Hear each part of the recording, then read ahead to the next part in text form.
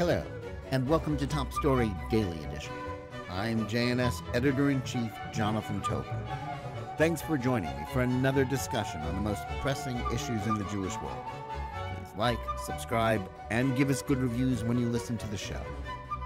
Now let's get started. Americans have seen this movie before. Politically motivated masked thugs who gather to intimidate, silence, and sometimes inflict violence on the objects of their hate are nothing new in this country. Yet the ubiquitous use of masks, whether in the form of bandanas or Palestinian-style keffiyehs worn by supporters of the Hamas terrorist group to conceal their identity, has become a disturbing staple of contemporary American life. Secure in the notion that they can't be easily identified, groups of masked demonstrators have occupied public spaces and college campuses, engaging in activities designed to frighten Jews and supporters of Israel. Many of those who participated were engaged in other radical causes, such as extreme environmentalism, before support for the mass murderers, rapists, and kidnappers of October 7th became the cause du jour on the left. Since then, support for Palestine, the eradication of Israel, and the revival of the old Soviet Marxist talking point about Zionism, the national liberation movement of the Jews, being a form of racism, has become the intellectual fashion of the moment. Far from limiting their efforts to criticisms of Israel's war against Hamas and the Gaza Strip, or even supporting the murderous aspirations of the Palestinians, who are the supposed objects of their solicitude, the point of the exercise isn't mere advocacy. By concealing their identity while engaged in scrawling anti-Semitic graffiti and vandalism, chanting slogans of Jew hatred, or even demanding that subway riders declare aloud whether they are not Zionists, their goal is to create an atmosphere in which members of the Jewish community are made to feel as if they are targeted and unwanted. Even as they dare authorities to stop them, the masked defenders of Hamas seek a public square where their views won't just predominate and proliferate. They seek to make a space where support for Israel or the normal conduct of Jewish life is made impossible, or requires so much courage as to marginalize it altogether. In such an environment, anti-Semitism, including violence, is bound to thrive. And that is exactly what has happened, as overt acts of Jew hatred have skyrocketed in the last 8 months. Can anything be done about this? One suggestion is the passage of laws to ban the use of masks by groups of people whose purpose is to conceal their identity in public places, with the exception of their use in specific celebrations, such as Halloween or masquerade parties. Responding to public anger over the surge in Jew hatred in a city built in part on Jewish labor, commerce, and intellectualism, New York Governor Kathy Hochul, a Democrat, has said she is considering calling for the reinstitution of a mask ban, which was the law until the legislature repealed it at the height of the COVID-19 pandemic in May 2020. But as a subsequent article in the New York Times pointed out, Hochul was merely posturing.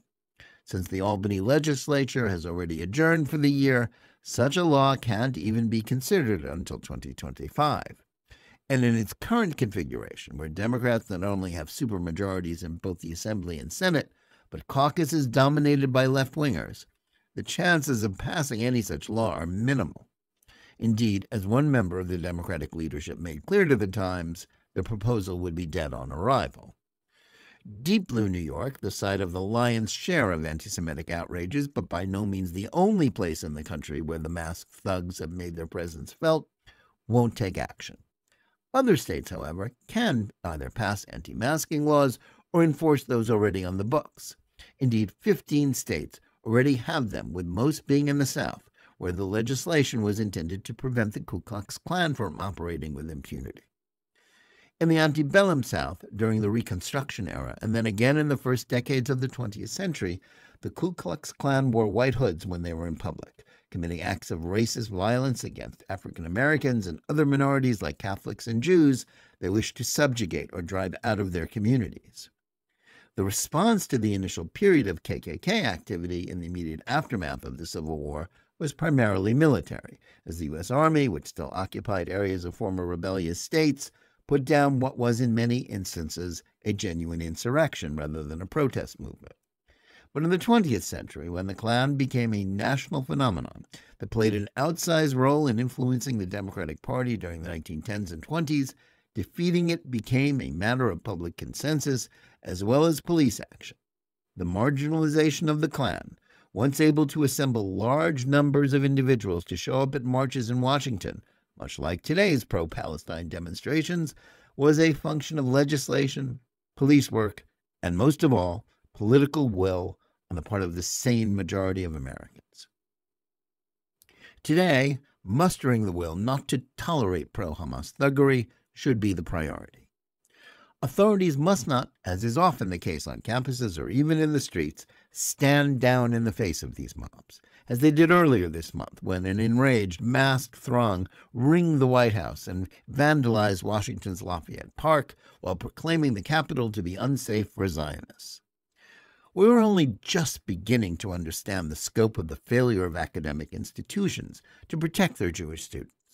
One of the main problems is toxic ideas like critical race theory and intersectionality, which falsely label Israel a colonialist settler and apartheid state populated by white oppressors, motivate these demonstrations and cause many people to view those seeking to intimidate Jews as merely loud idealists rather than the modern incarnation of the Klan. However, the tolerance for public acts of intimidation against Jews in the public square is a problem that transcends concern about the radical takeover of American education. As long as this ideology, most often expressed in the woke catechism of diversity, equity, and inclusion, DEI, remains the new orthodox faith for academia, the mainstream corporate media, and the left wing of the Democratic Party, that political will is likely to be lacking. Still, those who understand that acting to stop the scourge of anti-Semitism is imperative should continue to press for the adoption of masking statutes wherever they can be passed or enforced. The Manhattan Institute think tank has published model legislation that should be a useful guide for politicians who want to do more than wring their hands over the problem. One obstacle to the passage of such laws is the concern that banning masks would infringe on the freedom of speech of demonstrators. Yet as the courts ruled in upholding anti-Klan masking laws, anonymity in the public square is not a prerequisite for a lively debate on the issues. In the 1950s, the declining Klan sued on the basis that concealing their identity was the only way to protect their members from retaliation for holding unpopular views. That didn't prevail because where the masks are clearly intended to provide impunity for shielding those who engage in unlawful behavior from accountability, the First Amendment arguments collapse, whether it concerns the Klan or latter-day left-wing violent groups like Antifa or the various incarnations of pro-Hamas activism. Another argument against anti-masking laws, and one that the Times was particularly insistent about raising, is that banning masks, specifically in the subway, as New York City Mayor Eric Adams has suggested in the wake of some egregious acts of anti-Semitism there, in the age of COVID and other infectious diseases, is untenable. Unfortunately, during the pandemic, wearing masks became a matter of political symbolism. It came to be seen as virtue signaling by people who believed doing so indicated that they took the virus seriously, just like taking vaccines as a public health measure. That is why support for them remains especially high on the political left and was low on the more libertarian right. That and the sense of security this form of COVID theater gave a scared population, which still fears the persistence of the virus even after the worst of the problem is long past, are why one can still see them being worn. Some people walking around in the fresh air continue to use them, where it made no sense even when the situation was at its worst. For those so convinced by fear or the misinformation that was accepted as science, rational arguments about the issue are of no avail.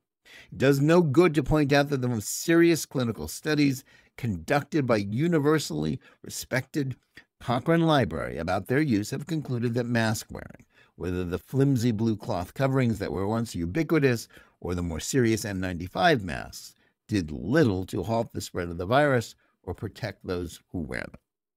At this point, for many people, mask wearing is better understood as a form of superstition and not, as we were falsely assured by supposedly trusted national health authorities in 2020 and 2021, a sensible or even necessary precaution.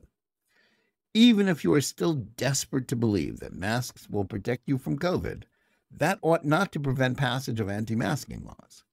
Those afraid of contagion, whether because they are immunocompromised and in genuine peril, or merely because they are members of a generation where germophobia has been normalized, have no business congregating in numbers in public spaces for the purpose of spewing hate against Jews in Israel, as well as expressing support for a genocidal terrorist organization. Most Americans may not know a lot of history, but knowledge of what happens when a violent movement of masked people determined to enforce their political will on the public square are allowed to act with impunity should not be forgotten. It isn't just, as Adam correctly pointed out, that masked pro-Hamas thugs are cowards, nor is the goal being able to, as some rightly seek to do, publicize the names of those who engage in hate speech and acts of violent anti-Semitic intimidation so they can't escape the consequences of their behavior. The real problem is that a society that tolerates masked, violent demonstrators bent on intimidating and silencing opponents is not one that can pretend to be a bastion of free speech or democracy. Most people understand that was the case during the Jim Crow era, during which the Klan flourished. Today, the peril comes from a different direction. The ideological leftist assault on Western civilization takes many forms, including the trashing of the U.S. education system and a willingness to kowtow to supporters of Islamist terror by those who think that doing so will benefit them politically. Yet no matter which brand of violent thug is hiding their identity, a public square that can be dominated by hate mongers who cover their identities is a menace to all of our freedoms. It is also a problem that, as history teaches us, can be addressed by sensible legislation. Anti-masking laws must be passed and enforced if we are to survive this latest threat to American liberty, as well as to Jewish security. Thanks for listening. Please remember to tune in every day for Jonathan Tobin Daily Edition and every week for Think Twice, my hour-long JNS TV program. Whether you're listening to us on Apple, Google, Spotify, or any of the other podcast platforms, or on the JNS YouTube channel, please like and or subscribe to JNS. Click on the bell for notifications and give us good reviews. Please write to us at editor@jns.org and let us know where you listen or watch the show and what you think about it. And remember, keep reading and thinking for yourself.